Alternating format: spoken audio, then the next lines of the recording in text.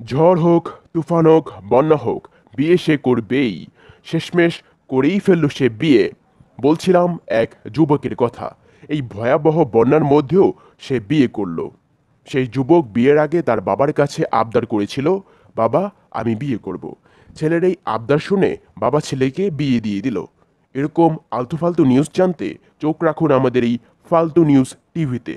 দেখছস তোরা, এই ভয়াবহ বন্যার মধ্যেও বাপ ছেলেরে বিয়া দিয়া দিল, আর আমার বাপে এখনো আমার সিঙ্গেল রাখলো। সবাই যার যার দাবি পূরণের জন্য আন্দোলন করতেছে। চল আমরাও আমাদের দাবি পূরণের জন্য আন্দোলন করি। তুমি কে, আমি কে, সিঙ্গেল সিঙ্গেল। তুই একদম ঠিক কথা বলছস, পুরাই নাইস অ্যান্ড অ্যাক্টিভ। আমি তো ভাবতাছি এই ভয়াবহ বন্যার মধ্যে ওই পোলার থাকার জায়গা হয় নাকি সন্দেহ। ও আবার ওর বউরে থাকতে দিব কোথায়? বেটা তুই ঠিকই বলছস, এই ভয়াবহ বন্যায় বাসাবাড়ি সব ডুবে গেছে। মানুষ থেকে পশু পাখি সব প্রাণী খুব বিপদে আছে। আমাদের উচিত তাদেরকে সাহায্য করা। এর জন্যই তো আমি কালকে যাবো রেস্কিউ করতে বোট লইয়া। আমার বোর্ডে উঠতে চাইলে ভাড়া মাত্র 40,000 টাকা। এই সুযোগে আমার একটা ব্যবসাও হইয়া যাইব, কি কষ্টরা। বেটা তোর মধ্যে তো মানবতা বলতে কিচ্ছু নাই, তোর মাথায় শুধু একটাই আছে, সেটা হইল টাকার লোভ।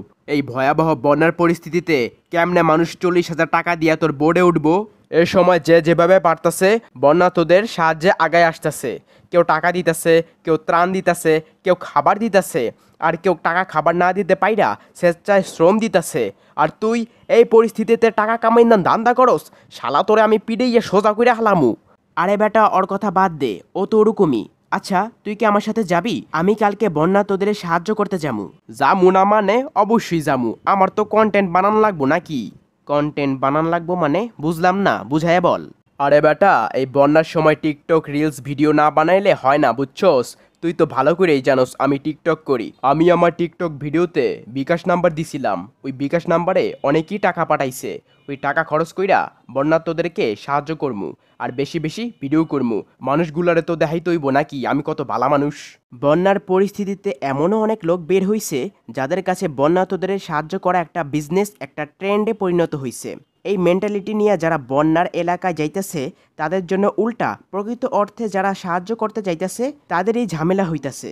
ওই নবিতা হারামখোর, তুই কি বলতে চাস? আমি সব করি, আমি মানুষগো টাকা মাইরে দিমু, তুই এটা কইতে চাস?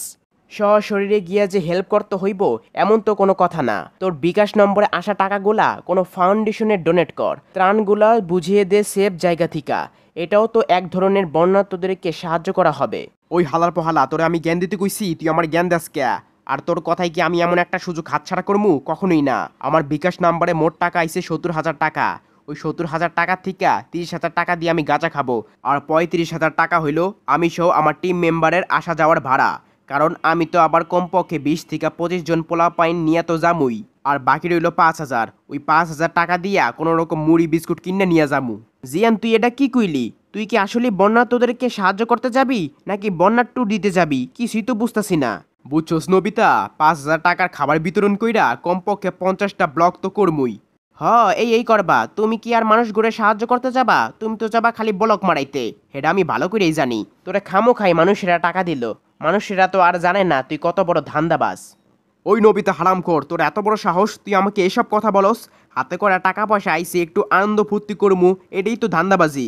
ধান্দাবাজি তুমি বুঝবা কেমনে? আজকে তোরে আমি বানানি দিমু, তুই আমার সামনে উচিত কথা বললি কেন? আমার উচিত কথা সহ্য হয় না, হ্যাঁ লিগে তোর এখন আমি মাইর দিমু, তুই আজকে শেষ।